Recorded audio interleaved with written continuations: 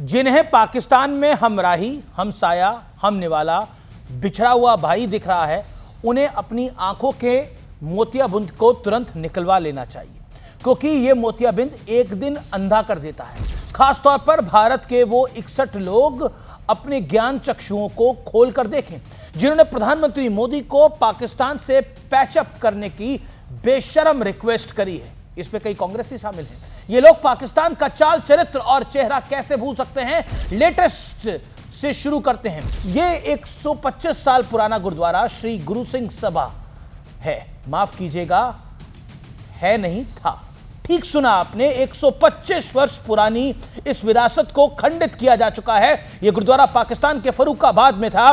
कहा जा रहा है कि अतिक्रमण के इरादे से इसे तोड़ दिया गया। हालांकि पाकिस्तानियों ने अतिक्रमण जैसे हल्के शब्दों का इस्तेमाल करके पूरी कौम को खत्म करने की कगार पर पहुंचा दिया है। पाकिस्तान का असली चाल चरित्र और चेहरा यही है। हालांकि भारत ने पाकिस्तान को खूब फटकार लगाई है, तब जाकर वहां की बेशर्म सरकार को कुछ शर्म आई है। अब वहां इस गुरुद्वारे के जीर्णोद्धार के दावे किए जा रहे हैं। ऐसा होगा या नहीं, इस पर घोर शंका है, क्योंकि अल्पसंख्यकों का पाकिस्तान में क्या हाल है, यह किसी से ढका छिपा नहीं है। इसी महीने वहां एक सिख दंपत्ति की गोली मारकर हत्या कर दी गई। 2020 में ऐतिहासिक गुरुद्वारे ननकाना साहिब पर हमला हुआ था।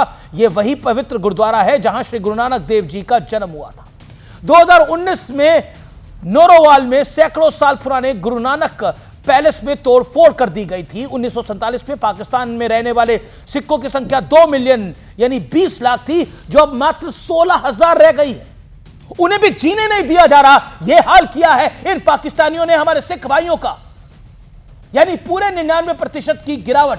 हिंदू, पारसियों, जैनियों, बौद्धों के हालात भी कुछ खास बेहतर नहीं है, लेकिन हमारे देश में 61 लोग ऐसे हैं जो चाहते हैं कि हम पाकिस्तान के साथ रिश्ते बहाल कर डालें। इसमें कई विपक्ष के नेता शामिल हैं, आरजेडी और कांग्रेस के।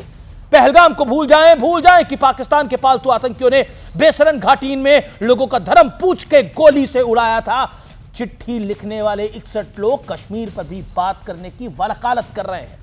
उनकी मांग है कि 2004 से 2007 के बीच जो बातचीत हुई थी, एक बार फिर से उसी को आधार बनाकर चर्चा को आगे बढ़ाया जाए। क्या इस गंभीर मुद्दे को भी सियासत के लिए इस्तेमाल किया जा रहा है? क्योंकि चिट्ठी लिखने वालों में हर वो चेहरा है जो मोदी सरकार का घोर विरोधी रहा है।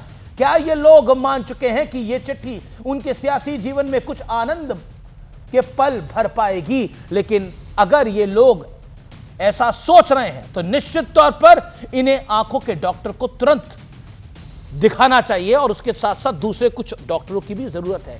इंतजाम मैं करवा दूंगा, क्योंकि धर्मद्रोही, मानवता द्रोही, सद्भावना द्रोही पाकिस्तान हिमाकत करेगा तो अब सिर्फ गोली खाएगा। और यह सत्य और तथ्य है, क्योंकि पाकिस्तान की जगह कहां है आप जानते हैं।